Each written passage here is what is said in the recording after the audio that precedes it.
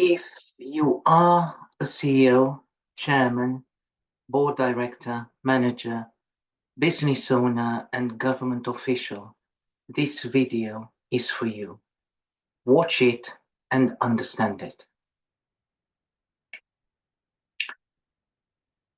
What you say, how you say it, who you say it to, when you say it, and how you say it are your four horsemen of the organizational crisis.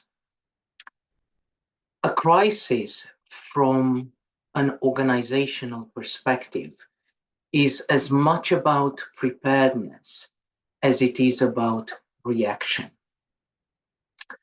However, what a crisis is not, it's not about insecurity, it's not about lies, and it's not about indecision.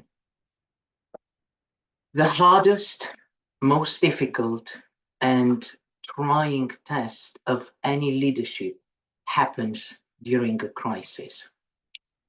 None of us, regardless of our age, has ever lived a similar situation to the global multiple crises we are experiencing now, from the aftermath of the coronavirus to the wars in Ukraine and Palestine, to the humanitarian crisis in Yemen, and to the market's volatility caused by geopolitical uncertainties surrounding the energy supplies. How you, as a business leader, behave and react today will be remembered tomorrow. Please scrap all the marketing and advertising materials you have about how amazing you are and your organization is, and carefully consider whether your corporate claims align to your corporate actions. Now you actually have to prove that you are, as a business and as a leader, as amazing as you say you actually are. I often say to those senior communicators attending my various workshops, lectures, and master classes, but especially to those in-house teams that I coach, that a crisis is a mirror into the soul of the organization, and especially into the effectiveness of its leadership. We are social beings and pack animals. Like the sheep, most of us are looking for the shepherd to guide us in the right direction and protect us from predators and harm. The power of example in a crisis is critical, and I cannot emphasize it enough. You should think about your actions not just in the organization you lead, but equally your actions outside the organization. Because, as I mentioned earlier, we are pack animals and we like to follow, it is highly likely that you may cause an unwanted behavioral chain reaction.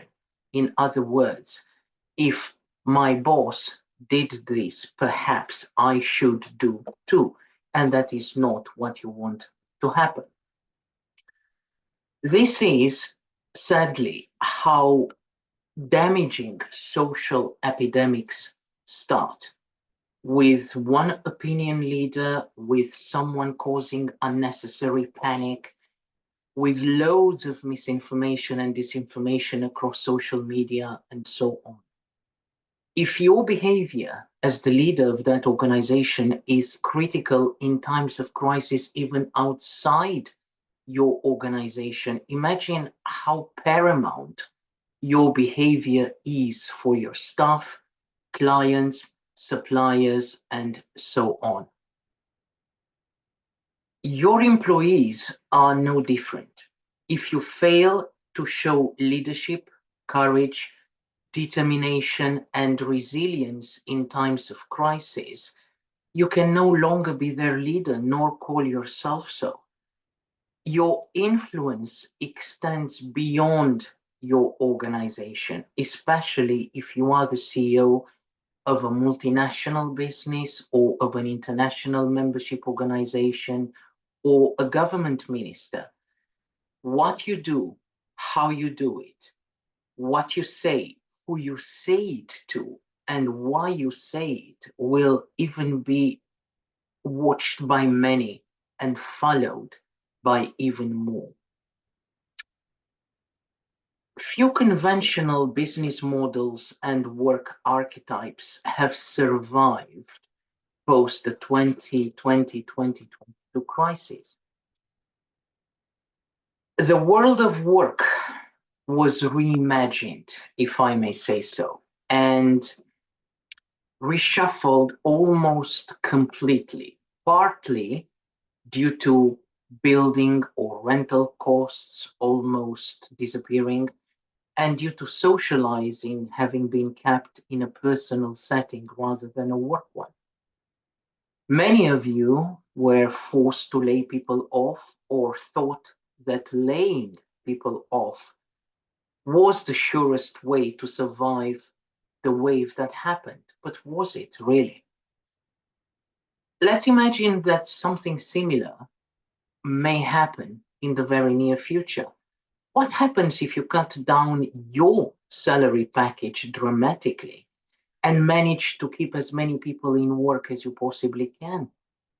What happens if you ask all your executive team to take a 50% pay cut, for instance, and your other employees, i.e., the people who really need every single penny or cent that you pay them, to take a cut of 10 to 20%? Would that help you survive as a business and retain that talent that you tried so hard to bring on board and invest in?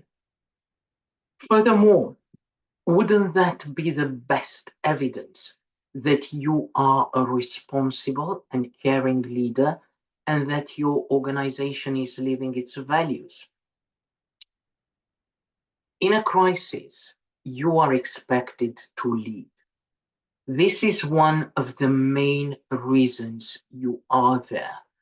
Your risk management matrix, your crisis management or crisis response plan, your crisis preparedness, and all the other processes and procedures you have set for your organization will be thoroughly tested, and so will your leadership. You need to keep your emotions in check. You need to be able to control yourself constantly.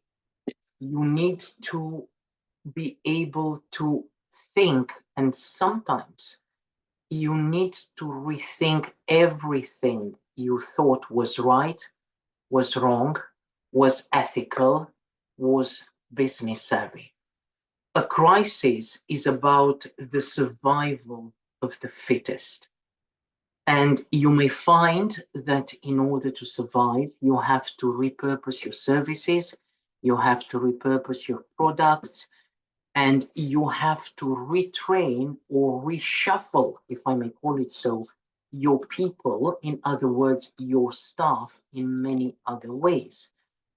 Regardless of where your business is based in the world, regardless of the education or seniority level of most of your staff, regardless of the sector your business operates in, everyone, and this includes you, of course, has only one thing in common.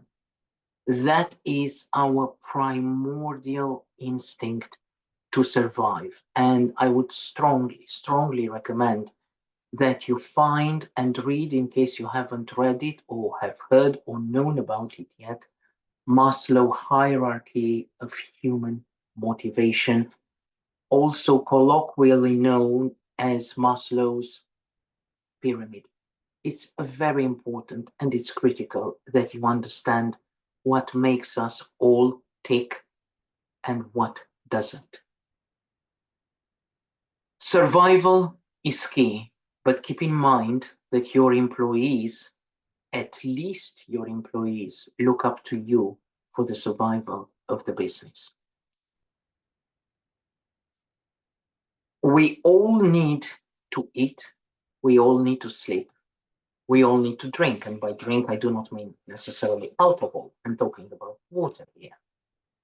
Now, the moment you can no longer provide your staff with those minimum necessities, or for instance, your people, if you are a prime minister or the president of a country, and if they no longer have the means to secure or procure these basic items, chaos and organizational or social unrest may soon follow. And insecurity, that's so dangerous, not knowing about tomorrow, is far more detrimental to your leadership and to your organization's survival than this is what is happening.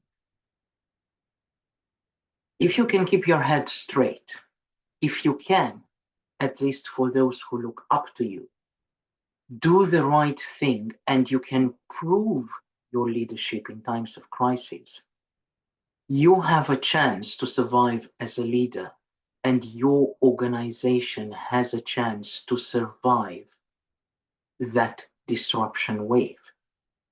You are an example. What you do and what you say matter enormously. And these two, the saying and the doing, must be perfectly aligned.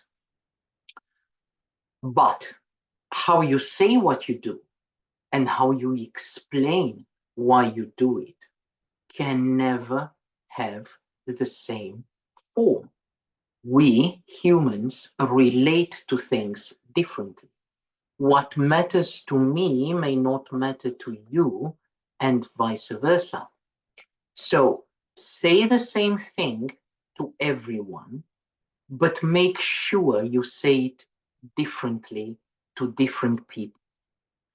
Understand that human psychology trumps absolutely everything and everyone in times of crisis.